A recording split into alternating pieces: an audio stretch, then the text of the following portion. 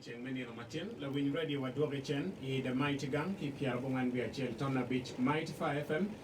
Wadore, Mighty Gang Menino Martin, Kamai Studio, Anya Onen Chan Robinson Chen, Watika Chel Kiladit, President General Papati DP, Norbert Mao, Watika Ladit Ventorino Tor, Mathieu Ngatmangio Ilok Matut, Latim Kikwera, Tiu Kidulme, Acholi Private Sector, Ikidgum, Watiki Ladit, Fred George, Ladit George Kagimo, ma ente la luko latel patime DP, machumpi ka adul mati central part of Uganda. I studio kakaini wa bimete kinen kidma lok tio chane kwere, kon wachere lok mena matek,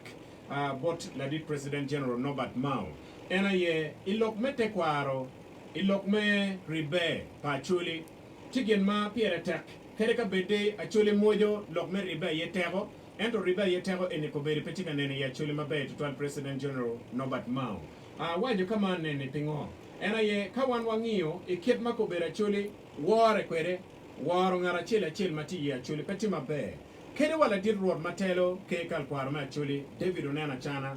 peki waro matek total ke poro kibut Uganda mukane ma waro ti matek ikom ke kal Kwaro ma ene penyor ne ribeti mabe. Mario ena ye te Kwaro ma wago dong ti odonya ya Acholi ma la chimaja wano neno lok mukene kare karata gazeti ni wangeo ni unogura Acholi ni miel madung tek loyo time igang liel ma eni gamene tiki neno ni katuero mero ki joko man rwen mea jepki labo kija labo waro yen dano tika tongo ne lataya man gin mauno Acholi gwagi te Kwaro ma yen pole ki tongo me maka manok maki chari town kito manok me yen me abaga madano tiru kwere kara me oro kito kai chui kitiyu kwere ero ko beri kito la bon poka dano tika tongo ya dano tiru beoro yen mo kane charo tidu gidong pay no dano tika chero e kom ki bu ki olam ki yen mo gumao dong no mera no ki jala ene don ko beri tika cherie lari President General ikit mete Kwaro pa Acholi ma rwenyo ribe pa Acholi ma rwenyo wara mo timo ni mabe we handa kana ko beti Afoy Robinson kachel kilo tuwa mautika winya katam poke petien loke ni dano poke atam ni cha mukene dano ka winyu dano tiga gwenyu lok chiki tamu ni enu ni no nyura poka enu ni pe nyura poka yen ka unu ba midu ni ngara chele kena yo tam no weko jomo kene beri la bonga dam dong dan weng tika dam wiki ento lok mani tika wajo neni meno toro chek pien chek pe ye tongo ye no atari dong mier wa penye ke kenwa joma mier bu nen ni pege toro chek ke gitika timo ngo meno terwa kom lok mogo jalo cham chanagi ento kawa miero logo kom ripe kachel ke poka gi kawaju kong la wan chel ni kari tamwa poke kinwa pe miero poke yema poko dano yema poko tampa dano pol tampa dano rom poke yo me dini nyoni ye tampa dano rom poke yo me pati ento anga maki ngolo pene mono ki chiek DP anga maki ngolo pene ki chiek ka NRM nyopa UPC nyopa FDC one wing ki ngolo penwa ki chiek Acholi tien loke ni ngolo kong wanyang kong ngoma pigi tego pi anyimpa Acholi pol dano Nueno Jemario Mono wajo ni the goal versus the role ka wano winye o ilokum goal ngoma wano mete otime sidong the role onyo gina chela mangara chela miro tim dong tugi neno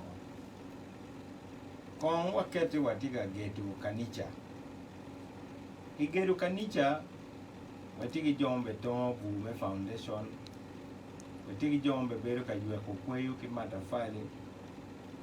watigi jombe bero goro wiye Yom better chwe you ne. Yoma dire maja timo painting. Miero ngara chel unge ni gin ma diga timo neni ube wero kanicha ube chung. Ka eno ne utime ti pebe buono tichi. La bol Mario twer beru itu udilu. Inde tamu ni piani in pegi yeni gwe dilu piani ni goalkeeper. Inde tamu gwa koni do ngipo benen ni moro. Pian goalkeeper pe moro ni kwanyo wa gwa penalty tie. Ento ka ya damwi ini tiki lek kunyo tama dit ni miero tim mamegi gam kikobo. Bet pitim mamegi. Chi be jion kumi meti mo gino mani. Donc tien loke ni kari ini councilor, kari ini sub county chairman, kari ini la yue guri Kitgum municipality, kari in la chok yugi, kati chini wero beru Kitgum beru met, madaro foyo beru Kitgum, chimiero iyu beru yom, kumberi jomo kena tamu ni ka endong pe beru MP. Tuara de ne obedo piano no tamma gwakti wie ene pe be padano eto en nano ni MP dok mutane dit loy mege muchara pa MP dit eto pira tek wano weng menyang ni kamoy ken ini romanti mo contribution chimier walok kong tamwa ginu be ribo wa eneme ye ni wa tipi wa weka mi dok la bol Mario ma der karma wan chi parliament wanu no wa tigi party ma pat tutwale wang chona ono tia chele ken jo ma chwao system man me movement tidong wan jo ken ma no wa mero lo jalwa mena yo be wang chone ento wa chako dul ma wa no no dong ti parliament wa ye lo tela manyen ma wa luonge ni Acholi parliamentary group wan wachi ni gina kelo wakachel ma ino wachi glue ene ni Acholi miero non kuch recharge ling dan miero IDP camp miero wanen ni twer pa local government on Buguchen yani Acholi kany uno district pe gitwer well food no tigi keru loy district mo eken UNHCR agi no dirmo no giti and you know we gi dirmo ma pin pe in kadi ni won come district pe ron waji lok mo bod la dit ma NGO we are po watele ki dur money no ki woni Médecins Sans Frontières wan tiga yubo down ni good dog gang yono tuju tangi abichel ila logi magu choy wa waraga bot cow me wai cow le wiji wando miyo tenda o kiwe chako tuju tangi ana wai ni ujon gino tiga timu ni bot wuki luoni project eto kany gangwa ukera paga kin project ki gangwa eni gangwa un diri maja no ti Congo diri maja no gwa ube tiari Ukraine kita nero tiga chele kwa ile kuno eto eni ye gangwa bedo pa wati gangwa mo Mario don kong wa penye Robinson glue pa Acholi mono itenini era ye ngo kai ni logo ke MPs kai logo ke LC5 glue wa ene ngo watiga PM ni anga madong Joke President Museveni lawyer enoni ene dong gina dong fudwa tiga yele pere keje watiga tele ni anga ma biberu minister watiga tele ni anga ma dong oberi parliament lawyer la wore eta anga ma bidunyu pikwa Acholi atamani wadogo kong spirit mayam chon ma wan beru kwede yen wan beru no tamwa poke ete loko miri pa Acholi ano na teno kwot ki Minister Betty Akeju Kulu teno kwot ki Honorable Windolo makum kane tima chano la Deep Chief Justice me Uganda wateno kwot ki Professor Ogayala Tigo ki jo mukene weng wateno kod kwedgi wateno kod ki mego jen akwero duong maka watiyo no area mela mo den en no tie kid gungu man MP we apo jolo waila mo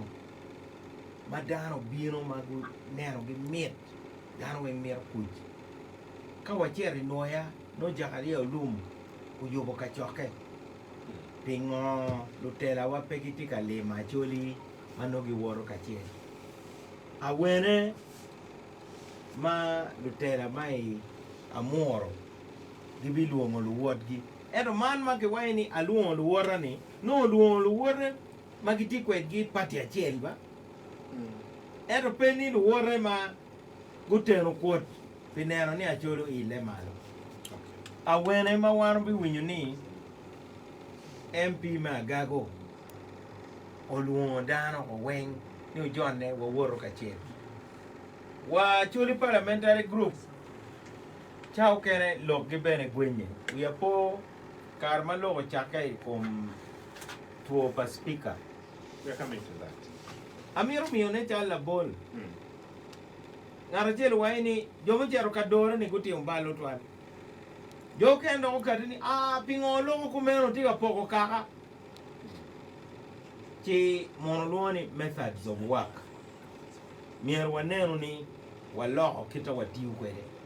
don koko na ti bot lutela po luo wan jomo kene wano tie bedo wano maru wen kachalo an angeni lutela wa mogo futi chalo joma tika fonyo ngwech kilela uye wa mak tekalia lela u wek popori dile maja wa bibuaro ne chi urinyo dong mabe madong poporo po beta tage ticha ene meneno ni lutela mati kom kumbeli ni gutiu pilwak ticha ene me poko ngej mo ke ken mana ti kwere pien mistake ma wano timo wan po mete wundo ko tim po be di luor mo ke ken kono me party kono me ngo mono wachi ni you fight with the army you have kari wa dek kari wa mir une dong fudong lutela waya Okay. kari ma do be di ning indo hinda tela ni kwanyo wanga dok wa dugo do ba no dok wa dugo dano wen kk Okay. donc ripe obe chake ka dano po chako bedo ka luoro luwodgi bedok dano tamo ni kai kwero tamme tendo ke ni dege kwero tampe tendo ke ni deg ngare moni bien ka ngare moni cher parliament cher logo charo cheki waji radio kanyi lok mai logo ni obedo charo ni cheta yubo ne yuba mega ka waji ni in Robinson itika lwende koma wai itika lwende ata dae ni ini tamo ni Teacher Robinson ene me lwenyi kum in Teacher Robinson ene me nero ni lwako miyo tamgi ikum jema wuno tika timo ne pien parliament is a public institution local government is a public institution kai meeting arimo po bin ka miyo tamme kum tichi chifu giri nyanya ni mo ido kuru ka mbe dano pe karo kiye ero waporo kati tenguri wanga dano loko pia pien wa mega money magulu ni ka do mo ma monyo chamo daro karo ka ngalo ne la dir do che ko la bir ka tani ni ya eno ni berzie Okay. Well, ngati mwani wachini kongwa weri dol dok lok mechan malet to twala ya Acholi ni wabe mini da ke kadek mafutte ya wakelo venturin pasem piera bichelu ya bor ene wati ye ikit marom mechan udonyo kwere ya Acholi wabi akibu ene nining adit Norbert ma mier wano neno ni walwenyi kum chan machala Acholi kongo kwa ang'e mere ni dano mar twero man ni kono district munyo ero district weng pegiti level achiel kare mokara ng'ech mapat kitam mawabi miyo ni miyo kiket chik makiluongo ni War Victims Compensation Act wakati bene kitam kun wakwede ugin mounti medo pamuni Great Britain tie bot Britain money makiluoni Wales joma beri kuno kiluonge ni Welsh joni eno ni bene guberi chanba but ka beri mukene chalo London kwene no gitima be eto Wales no dok bod gi lung don kang waro mitni wa ile malo wanen lokum don logo machala Acholi er pe wanen ni man kitgum man gulu man pade kon wanen ka Acholi o weng jome Wales bicha odul makiluoni Welsh Development Agency tam eno ni waro bi miyo ni kon ki chak dul makiluoni Acholi Development Agency we kaki planning pi Acholi o weng petien lokeni in LC5 pepe beru ke kero pepe beru ngo ento wabi beru ki jemario manyen machel wabi planning kachel machala Acholi Mario wabi beru ki jemi makeluoni common services jem mano konyo wan no weng konen kong lutua ka wapenye ni graders mati ya Acholi ti adi bulldozers mati ya Acholi ti adi tippers, wheel loaders, tractors, my Acholi ti adi. Kumberi porokot eni, idwema ngwen. Tika kamoma wanu twero nyang ni, watiki eka kono Aliba di menyim ya Acholi. Watiki kamoma oromo nyang ni, watiki eka munyomo piful. Pien, peti gamende moma be biro cho be riemo chan kite riemo kwede gweno ki moyo ni enu ni po be time wan machala Acholi mier waten kuot kachel wachago Acholi Development Agency enu ni biberu machalo midwife unyola Acholu pi development pien kumberi lucholu me development dong bungo kata contractors mogo be fingi pegi marwa data mai Acholi bene pe bene wangeyo gi mabe ti wachago neno jemi ki wang pa Acholi ki kume tamati ni Acholi Development Agency ene yo mabiterwa I Acholi provincial government manoti tigi twer mamegi autonomous province of Acholi land pien gina ki wachi democracy ni democracy dong miet ka ki mogo tam ki level mapiny madok pe dok ki wakuro ni gamene tika wajo ngo Roma ka gamende eno beru chalo won gang ma tiki ori mapole di kale ka onego diang chwalo eme bori otamien ngari kikuno dong gina time en jomai ot kuno ene gimiero gumogi tika gi non lutien mo ki penyi ni la wo chamo dek ngo ne wa chama lot dong miero penyi riu ma chwalo ni kono pudo ko kom ngato chwalo bam diang I ot eno ni vigilance mite itedero chene tiga bino kone mioga kono ngo mana winyi parish development model be tiga bino pe watami yeyeri Museveni be bino kan kaneno ni chene me mioga o ijebani ine mieri neni weon be tek ento mier wa ye ni gamende mier me chene mabino tunkan wan kan ilo ba Acholi food wa miero special diet pien wa ot yat belu tuo be romba telu tuo mo no mere bino mere ki bok tuo mogo magi no ete aije well kedo any part kijo matiki tuo madongo magi je intensive care no miero kony me yamo kai je intensive care miero dog resources magi mini dog be one food what intensive care ila neno me wang made well ka wa chero about Venturino to of course we are going to engage George Kagimo majorly on how urban areas can really have a progress. The best modality on how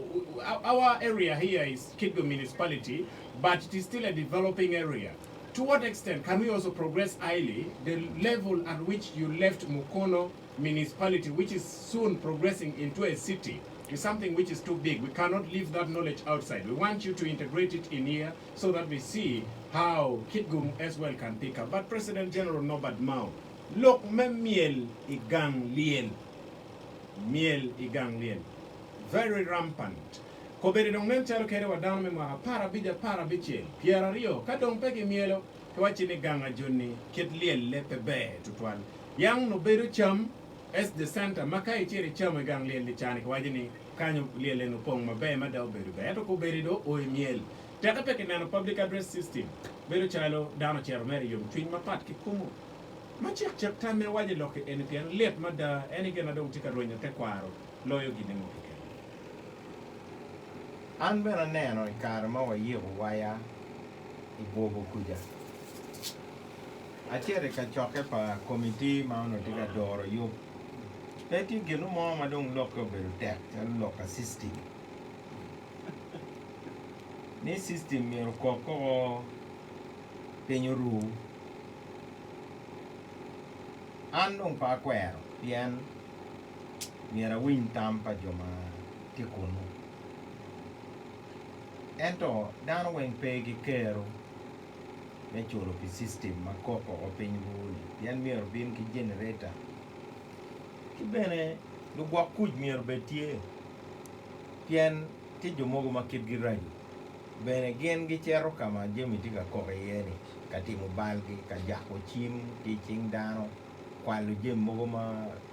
gwak pegi tiga gwako gi mabe. Dong tali enuni ana mere ni wachwal bot wigine ki kome. Era ye ke kwara chuli kirwodi wa. Pien ite kwara chuli ka system poko petien loke ni tibu pala to pobe yue kuj. Meno gim mati jalo extra. Penny dok pere tek tutwal. Kai wa nyom konen ko ite nini man fuda tiri dano tero keny ti kade winyo ki jera ti dano nama moni ti dong lok do tu udiko dong ki cheko dano man eni keny donyo di wo oruo dok not parade moni dok tie mano ki kero kema ki kero system ki deyo jemi dok meno gin maono waberu ka neno ne mawa katikiro me Buganda bene tika cheko lolaka Robinson toma kany ilo palo loka dong pat liel dong ki loko doko auction kay chere yik bod lolaka ba lu bulu pegu no ki kenyu lu chat kon ti kenyu ko lu chat ngo lu chat la yata lu charo baro no doko mere auction lu chat bongi mana jaji eni no be gupongo pede ngeri eni mono liel o nyochuk ti wan romio tamwa wa mio eneni ngara chele miero oket itich gin man neno ni upore pien gin wen ke nyeba gini dong ke nyebo o weko dong dam dong tamani dong ti normal gimoni ka peki nyebo pobe nya ento akok bot gudirodini gena miero gumede ke mio fony kadano gore kalega ki dong bot ke kwara chuli gen go wa gen ma pere tek iyik yiko doko gin ma dit ene joman ma luoni Greeks yen Greeks no mon duong bot gi wen dano to ti dong wek dong dano gubet ki chwiny me donyi mony mier gunen ni ka ito dog lweny ti kibe kweri kibe bori jem mabejo be time dano be loko ki nyi mabe dano be kibe nkeri chal na nyut ma dano miero o lobi o weko liel dong po beru dong ka kumu ke kenba dong beru chalo kwe gini enuni ena yo weko jemi chalo system pe gitego lok ma gige dong politician inge ka liel ene dong ka campaign matek bene wa ti la bon system campaign time inoni gina dong wa yik dong cho chok ti me di wo piano dan futika lo tuono politician de and pay tuono lo ana politician ana ngeyo an bena wiji ma right ka pe mi microphone ni lo re wiliel pimeno game when tiki game door drivers so ngomatika driving gineno politician kita wanyebo kwere kidong vulu duong campaign kar ma chono no poliel beru pandir er kunyoni piani vulu dong percent piera boro chochoke ya choli vulu mama agi pia kar piera dek Johnny enoni gina no weko gen beru tie enani mielo be chake di be dog no miel me nono ba chi jemi enoni mier wan kong waniang pien tuo mo ke ken mier kong ki chak nye ka dong ki chak nying tuo ni chi ki yinyo yakte Ladit Ventorino Oto. First up, President General Norbert Mao tomorrow. Wachero chot I kid my doctor jama tek ma pat ma dor ge wa gor ge dulachel I kid ma mao chano kare ki loke ye ka romantic kida ke pa ma pe abiche wa do kong god ladit George Kagimo ka wa doctor board President General Norbert Mao Acholi apo ma daro Wilson apo umara Mao ma lok ma lengi kom jami adek amera chak lok ma chalo la Chope group ma wang luangi ko le kan ni civil society e kit gom kela mo amera po ma ke gena chen ni watie ita lodge mo e Uganda kan maka pe bo pero ki down magi tego I pote mo kan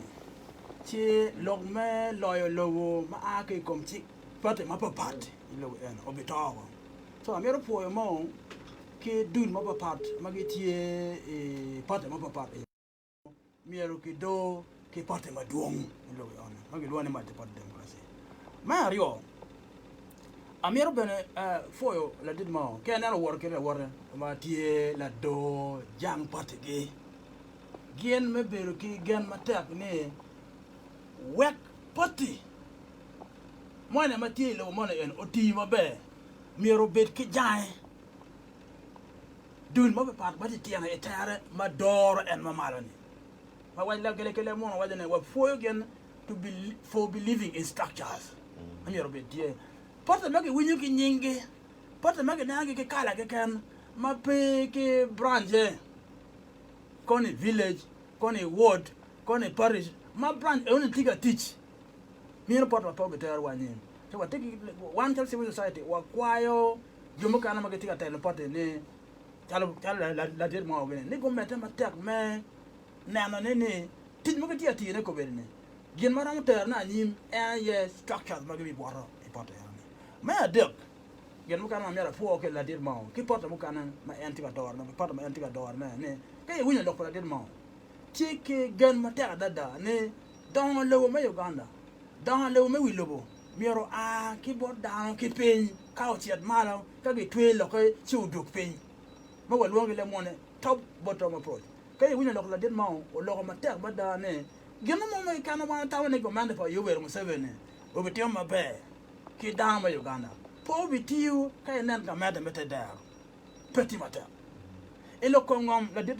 Robinson ki joma taw ni radio gena mo ka ko na jui ka en ne tie wa tie kilo tera magi tie ki ngech mama biaka ne ngom mukan be tiki nano ke ma den ma tiki re ma pe tiki tero lok me ngom e level ma den ma ko tero ona na den ma cha ko lok atama jomo ke ma ta winyo radio fin go ngone ma tiki lok pa lok ki jo Uganda wa ngene mi lok Acholi lok me ngom ya Acholi pa wa bi chugo ka pe wa neno kiet ma ngom wa mete kwar ne o chungere chiek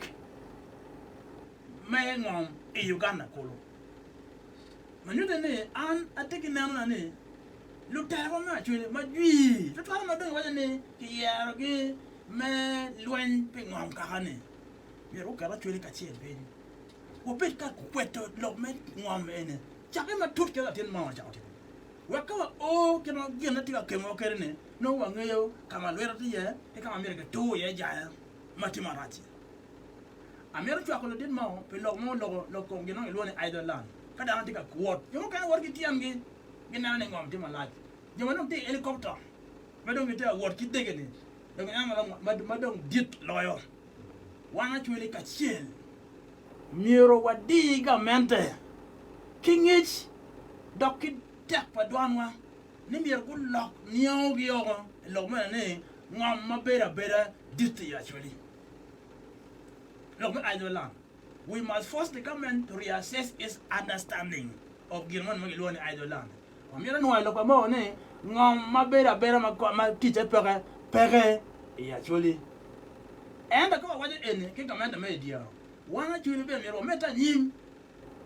Ne don po waje ki dog wakan. Wa ke ma biro ne ke no ne. Ngam don tiga bere ya chuli. Ne ta don tiga dog na ko pe ko chi ro ji wa no ne. Je ma don tiga meta ka temme ngam tiga meta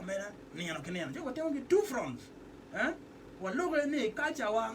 Na jo waje kan. Ne team dwa. Hunting ground. This is not idolland. Kian kai no down pay ka dwa. The town. But no in bio and you no pay way dwa. But ka e one team dwa tiche tie kare ki kare. Now, get ma dem ma wal ma mi la mede. Ne one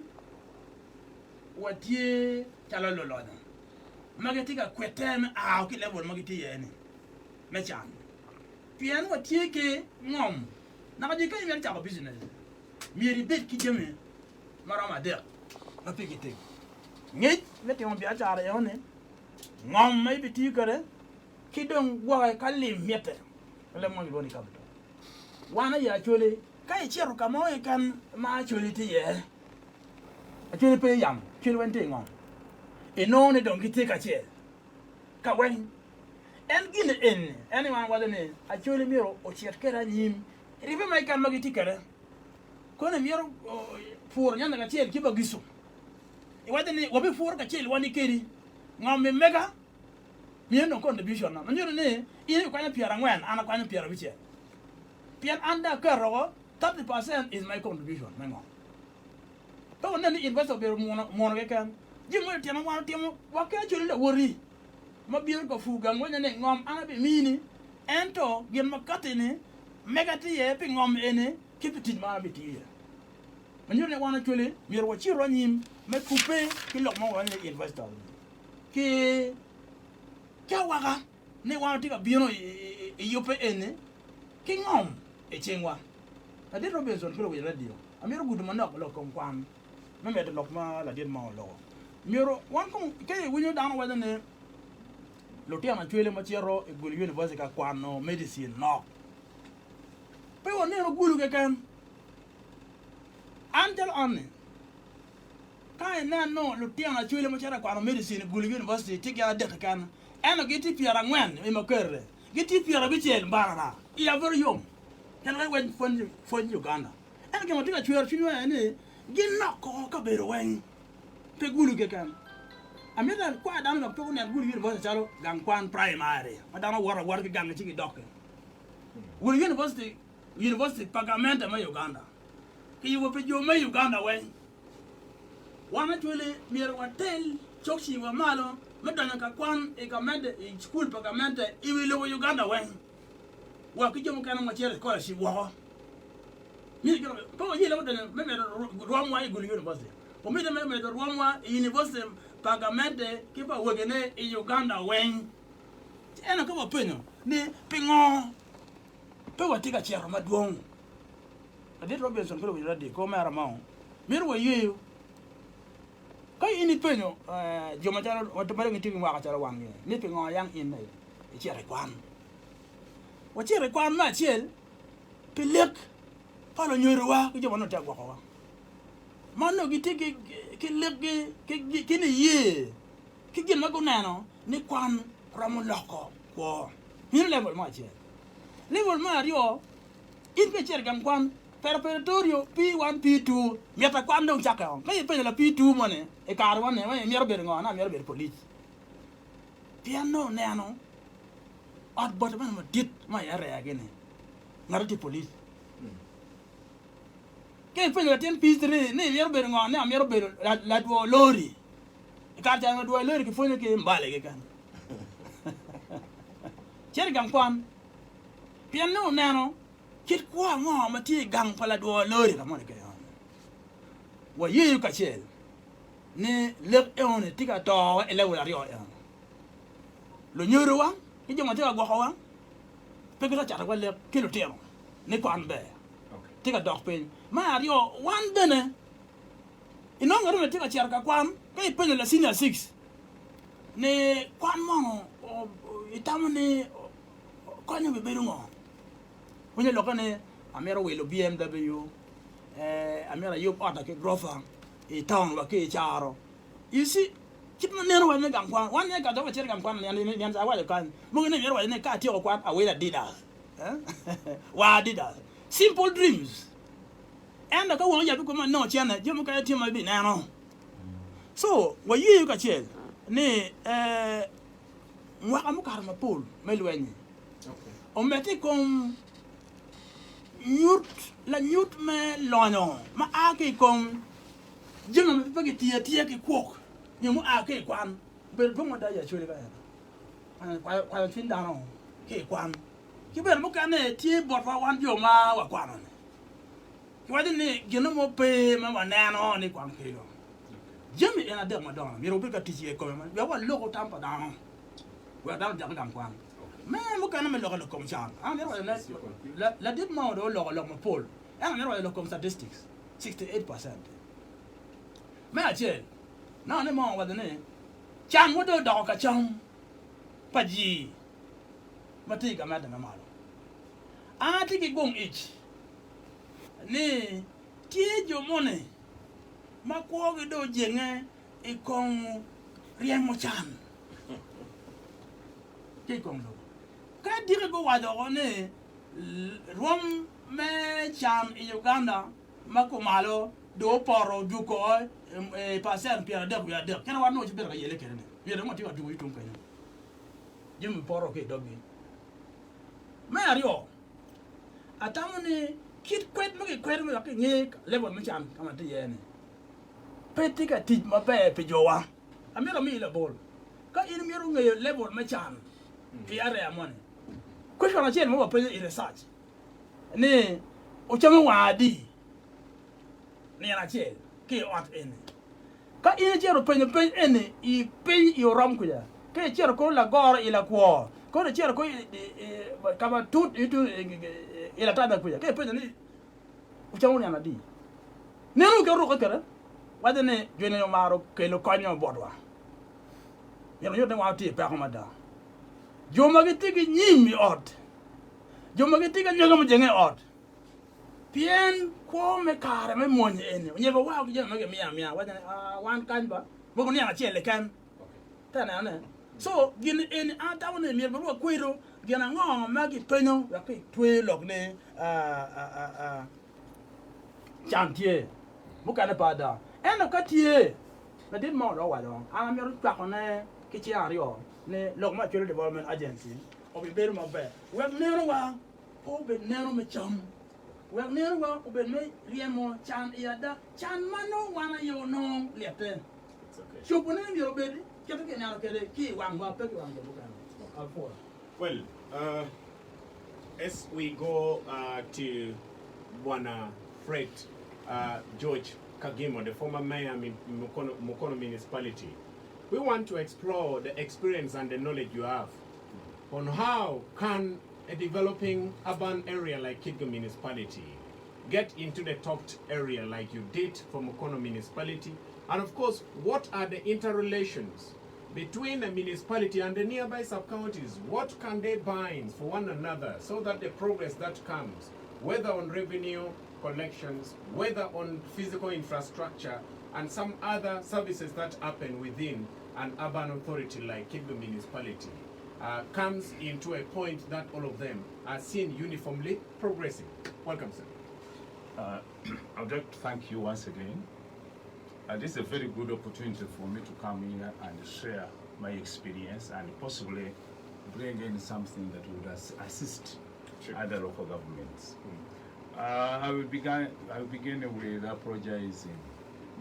that I am unable to speak in Luo because I forgot to pack my Luo dictionary. No, it's okay.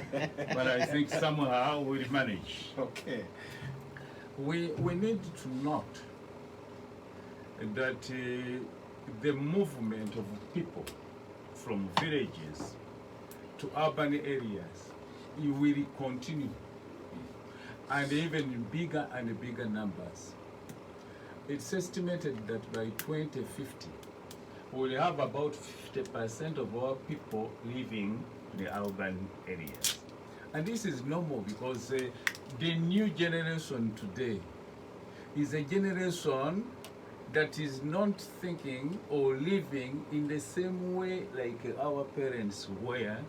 those years. Because the new generation today is influenced by a number of things. I will mention, for example, the new generation today, its communication is a phone, and they've got smartphones, and that means that they would prefer to go to urban areas, most probably where they've got good access